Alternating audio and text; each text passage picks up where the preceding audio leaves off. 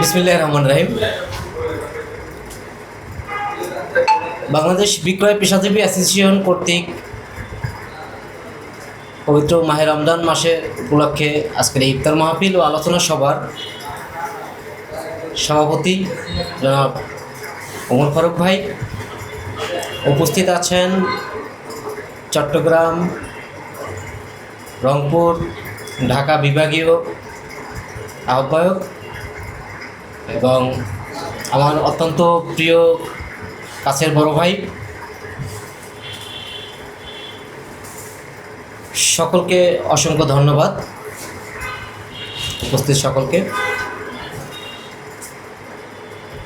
বাংলাদেশে 25 লক্ষ বিক্রয় পেশাজীবী যারা অক্লান্ত পরিশ্রম করে, সকাল থেকে গভীর রাত পর্যন্ত পরিশ্রম করে সাধারণ মানুষের মাঝে নিত্য প্রয়োজনীয় পণ্য পৌঁছে দেয়। এখানে যারাই কাজ করে তারা সর্বনিম্ন এইচএসসি পাস, এইচএসসি পাসের নিচে কেউ নেই এই সেক্টরে যারা কাজ করে, কিন্তু তারা অবহেলিত। অবহেলিত কী কারণে হয়? আমরা শুধু বলেই যাই বিক্রয় পেশাজীবীরা অবহেলিত, তাদের চাকরিতে কোনো নীতিমালা নেই, তাদের নিয়ে কেউ কথা বলে না, তাদের এত সমস্যা, এই সমস্যা, অনেক সমস্যা। কিন্তু এই অবস্থা কেন? আপনারা জেনে থাকবেন বাংলাদেশের পোশাক শিল্পে যারা কাজ করে তারা এখন খুব ভালো আছে। তারা এখন ভালো আছে কী কারণে? তারা কিন্তু অনেক লড়াই সংগ্রাম করেছে, রাস্তা অবরোধ করেছে, আন্দোলন করেছে, তারা ঐক্যবদ্ধ ছিল। ঐক্যবদ্ধ থাকার কারণে আজকে তারা তাদের যে কাজের যে অবস্থা, এটা একটা অবস্থানে পৌঁছেছে, তারা একটা ভালো পজিশনে আছে। বিক্রয় পেশাজীবীরা মন থেকে চায় যে আমরা একটু ভালো থাকি, কিন্তু সাহস করে ভালো থাকতে চায় না। বাংলাদেশের আমি দেখেছি অনেক অনলাইন যে গ্রুপগুলো আছে, এক একটা গ্রুপে 10 লাখ, 15 লাখ, 3 লাখ, 4 লাখ সদস্য, কিন্তু সেখানে কোনো একটা পোস্ট, এই সাংগঠনিক পোস্ট হয়, সেই পোস্টে একজনে কমেন্ট করতে ভয় পায়, ভয় পায়, নয়তো অলস। তাহলে এই যে লোকগুলা, ওনারা যতদিন পর্যন্ত ইউনিটি না হবে, এক না হবে, ততদিন পর্যন্ত আমরা সহ যারাই আছে এই বিক্রয় পেশাজীবী সংগঠন পরিচালনা করে, তারা যতই চেষ্টা করুক না কেন সফলতা আসবে না। আমি উদারত আহ্বান জানাবো, বাংলাদেশের যত বিক্রয় পেশাজীবী আছেন, আপনারা সকলেই সংগঠনের সঙ্গে জড়িত হন, সংগঠনের সদস্য হন। আপনি যে অঞ্চলেই কাজ করেন না কেন, সেই অঞ্চলেরই সেই ইউনিটের সদস্য হন, তাহলে আপনাদের যে অধিকার, ন্যায্য যে অধিকার, সেটা আপনারা পাবেন। সংগঠন করলেই যে আপনার চাকরি চলে যাবে, আপনাকে কোম্পানি বের করে দিবে, এমনটা কিন্তু নয়। কারণ কি, সংগঠন করলে শুধু আপনার প্রফিট নয়, কোম্পানিরও প্রফিট, এই বাংলাদেশের 18 কোটি জনগণের প্রফিট, এটা বুঝাইতে হবে। সংগঠন করলে এই কোম্পানির প্রফিট কিভাবে হবে?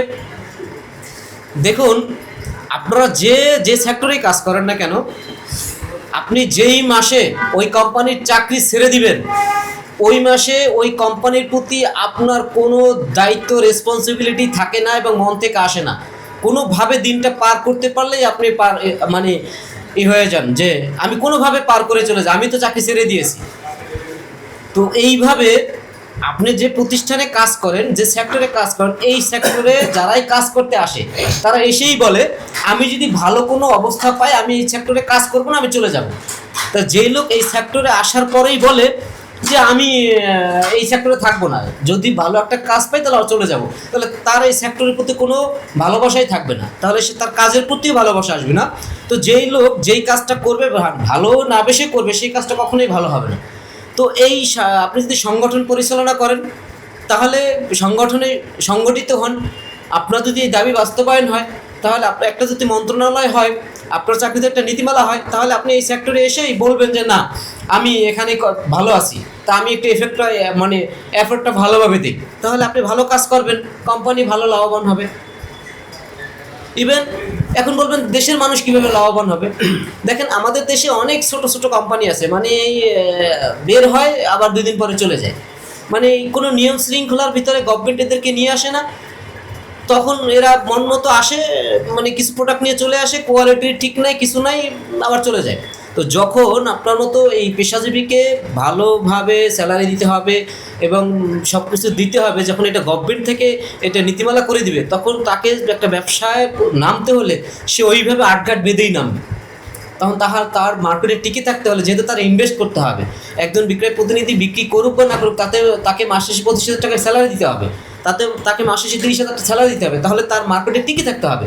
টিকে থাকতে হলে তাকে কোয়ালিটি সম্পন্ন প্রোডাক্ট নিয়ে আসতে হবে মার্কেটে, তা না হলে সে ব্যবসা শুরু করবে না। তাহলে সে যদি কোয়ালিটি সম্পন্ন প্রোডাক্ট নিয়ে আসে, তাহলে জনগণ সেই কোয়ালিটি সম্পন্ন প্রোডাক্ট পাবে নিশ্চিন্তায়। তো এক্ষেত্রে যদি এই সংগঠন সংগঠিত হয়ে যদি সংগঠন শক্তিশালী হয়, যারা যদি সকল বিক্রয় পেশাজীবীরা সংগঠনে আসেন, তাহলে আপনাদের দাবি বাস্তবায়ন হবে, আর দাবি বাস্তবায়ন হলে আপনার কোম্পানি লাভবান হবে, সাধারণ মানুষ লাভবান হবে। তো সেক্ষেত্রে আমি সকল বিক্রয় পেশাজীবীদের উদ্দেশ্যে বলবো, আপনারা সবাই সংগঠনে চলে আসেন এবং সাংগঠনিক হন। এখন আপনি যে অঞ্চলে কাজ করতেছেন, আপনি সংগঠনে থাকলে ওই অঞ্চলে আপনার প্রফিট। আপনার বাড়ি রংপুরে, আপনি কাজ করেন সিলেটে, আপনার বাড়ি সিলেটে, আপনি কাজ করেন জামালপুরে, আপনার বাড়ি জামালপুরে, আপনি কাজ করেন ময়মনসিংহে। এখন আপনি যেখানে কাজ করেন সেখানে আপনার পরিচিত কেউ নেই, আপনার ওখানে একটা প্রবলেম হতেই পারে, আপনাকে কেউ চিনল না, তা কে দৌড়ে যাবে। আপনি যদি সংগঠনের সাথে থাকেন, আপনার ওই সংগঠনে যে ভাইরা থাকবে তারা আপনাকে চিনবে। আপনি মার্কেটে একটা বিপদে পড়ছেন, তারা সবাই এগিয়ে আসবে। যখন আপনি একটা বিপদে পড়বেন, আপনার সাথে যদি আপনার আরও 20টা ভাই চলে আসে, আপনার সংগঠনে 50টা কর্মী চলে আসে, তখন ওই এলাকার ওই ব্যবসায়ীরা বা যারাই হোক না কেন, তারা বলবে যে না এরা সংগঠিত, এদের সঙ্গে উল্টাপাল্টা কিছু করা যাবে না। তো আপনি ওখান থেকে প্রফিটেবল হবেন।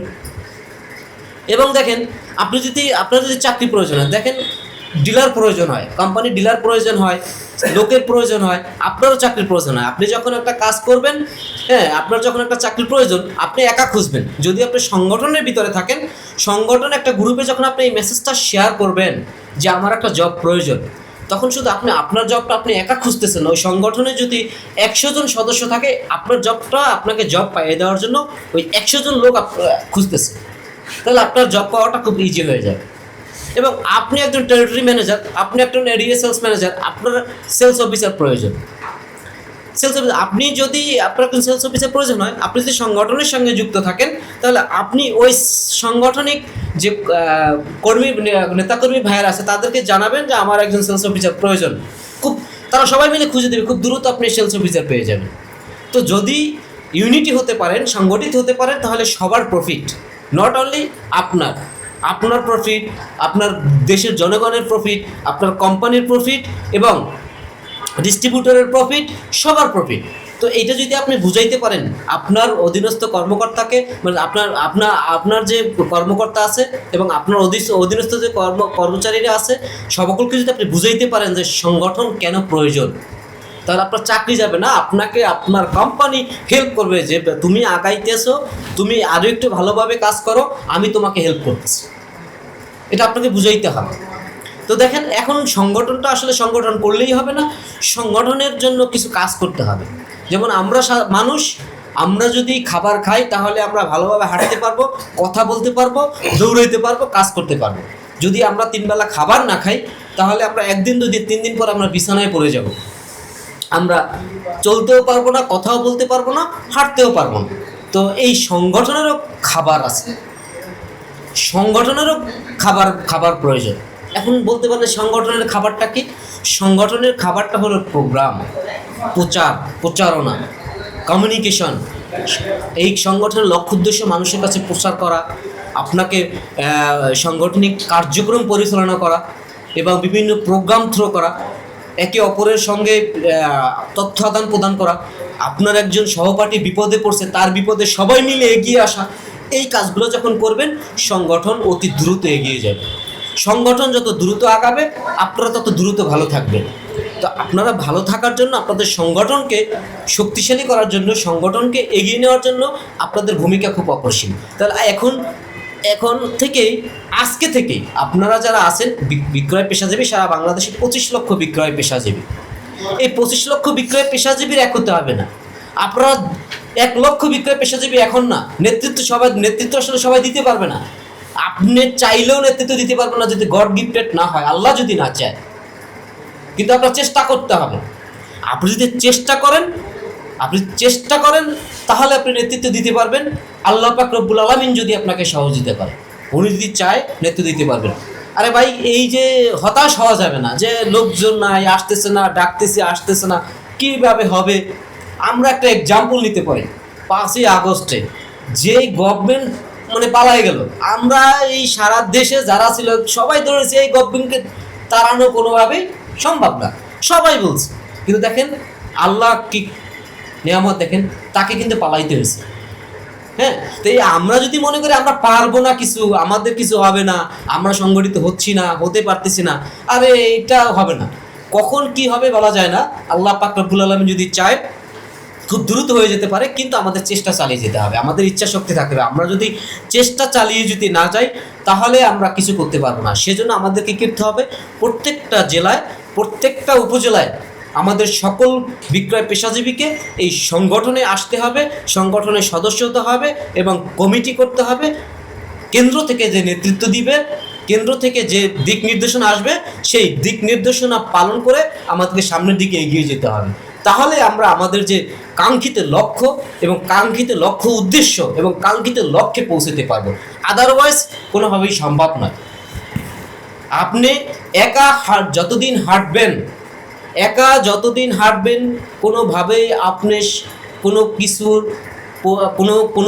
কিছুই সম্ভব করতে পারবেন না। যদি আপনি 10 জনকে নিয়ে হাঁটেন, খুব দ্রুত অসাধ্যকে আপনি সাধন করতে পারবেন এবং যেই কাজটা অনেক কঠিন কাজকে আপনি খুব সহজে করে ফেলতে পারবেন। তাই আমি বাংলাদেশের সকল বিক্রয় পেশাজীবীদের উদ্দেশ্যে বলতে চাই, আপনারা এখনও যারা বাংলাদেশ বিক্রয় পেশাজীবী অ্যাসোসিয়েশনের সদস্য হননি, আমি আপনাদের কাছে বলবো আপনারা এখনই সদস্য হন এবং আপনার অঞ্চলের, আপনার জেলার, আপনার থানার কমিটিতে জয়েন করেন এবং কেন্দ্রের যে দিক নির্দেশনা থাকবে সেই দিক নির্দেশনা মেলে আন্দোলনের ঝাঁপিয়ে পড়েন আপনার সফলতা দ্বার প্রান্তে। তবে যদি আমাদের সফলতা আনতে হয়, আপনারা সবাই জেনে থাকেন সকল সেক্টর যে কোনো সেক্টরটাই কোনো না কোনো মন্ত্রণালয়ের অধীনে আছে। বাংলাদেশের গরু ছাগলের মন্ত্রণালয় আছে, হাঁস মুরগির মন্ত্রণালয় আছে, পানির মন্ত্রণালয় আছে, গাছপালার মন্ত্রণালয় আছে, মানুষ বাদ দিলাম, মাছের মন্ত্রণালয় আছে। বাট এই যে বিক্রয় পেশাজীবী যারা আছে এরা কোন মন্ত্রণালয়ের এইটা কেউ জানে না। জানবে কি করে? এটার প্রয়োজনই হয়নি, কেউ চায়ও নাই, কেউ চায়নি। বাণিজ্য মন্ত্রণালয় বলে এরা শ্রম মন্ত্রণালয়ের আন্ডারে, শ্রম মন্ত্রণালয় বলে ভাই এরা তো পেশাজীবী, এরা বাণিজ্য মন্ত্রণালয়ের আন্ডারে, শিল্প মন্ত্রণালয় বলে এরা তো আমাদের না, এরা শ্রমের মন্ত্রণালয়ের আন্ডারে, একটা ধাক্কাধাক্কির ভিতরে আছে। তো আপনারা যদি সবাই এখন, তাহলে আমরা কোন মন্ত্রণালয়ের অধীনস্থ এইটা সরকার প্রজ্ঞাপনের মাধ্যমে প্রজ্ঞাপন জারি করে জানাইতে বাধ্য হবেন। যদি এইটা বাস্তবায়ন করা যায় তাহলে এই নীতিমালা বলেন, 8 দফা দাবি বলেন, 14 দফা দাবি বলেন, আপনার চাকরিতে সমস্যা যা কিছু, এটা বাস্তবায়ন সম্ভব।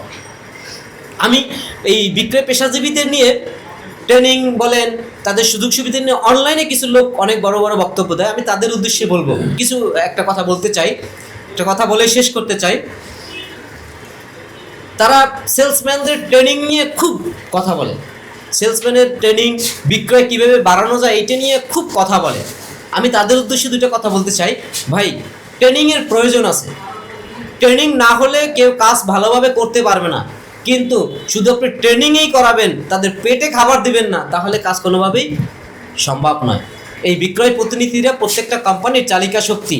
এই বিক্রয় প্রতিনিধিদের যদি টেনশন থাকে আমার ফ্যামিলি কিভাবে চলবে, আমি বাসা ভাড়া দেবে কিভাবে, আমি বাসা ভাড়া এই বেতন দিয়ে আমার বাবারে পাঠাবো কি, আমার ফ্যামিলি চালাবো কি দিয়ে, আমার ওষুধ কিনবো কি দিয়ে, যদি এই টেনশন থাকে তাহলে তার দ্বারা সেই 100% কাজ কখনোই সম্ভব না।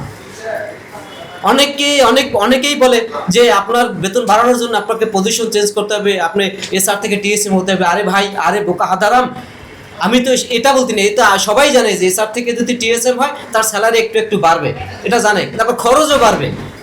কিন্তু আমি বলতেছি যে ছেলেটা বিক্রয় প্রতিনিধি, একজন ছেলে বিক্রয় প্রতিনিধি, তার ফ্যামিলির মেম্বার আছে, তার চলতে কি পরিমাণ টাকা প্রয়োজন হয় সেই অনুযায়ী ওই লেভেলে স্যালারিটা কি হওয়া উচিত সেটা নিয়ে কথা বলতে হবে। ও প্রমোশন পেলে তো ওর বেতন বাড়বে, এটা তো সবাই জানে, এটা তো সবাই জানে। তো এই যাবতীয় যা কিছুই বললাম এটা সফল হবে যদি সকল বিক্রয় পেশাজীবী আপনারা যদি একজোট হন, একত্রে এগিয়ে আসেন, সংগঠনের সদস্য হন, সংগঠন প্রেমী হন এবং আপনার অধিকার বাস্তবায়নের জন্য আপনি নিজেকে তৈরি করেন। আপনাকে ফারুক ভাই ডাকবে, আপনাকে রাজা ভাই ডাকবে, তারপর আপনি এগিয়ে আসবেন। আপনি কাউকে ডাকবেন না, তাহলে হবে না। আপনার চিন্তা থাকবে আমাকে কে ডাকলো, আমি দেশের মানে আমাকে দেশ কি দিল, আমাকে আমার সহযোদ্ধা আমার সহপাঠী আমাকে কিভাবে হেল্প করব, এইটা দেখার বিষয় না। আপনার প্ল্যান থাকবে আমি দেশের জন্য কি করলাম, আমি আমার সহপাঠীর জন্য কি করলাম, আমি সংগঠনের জন্য কি করলাম, তাহলেই এই সংগঠন এগিয়ে যাবে, আপনার অধিকার বাস্তবায়ন হবে। আজকের উপস্থিত সকলকে জানাচ্ছি আন্তরিক শুভেচ্ছা এবং অভিনন্দন জানিয়ে আজকে আমি এখানে শেষ করছি। সবাই ভালো থাকবেন। আসসালামু আলাইকুম। ধন্যবাদ সকলকে।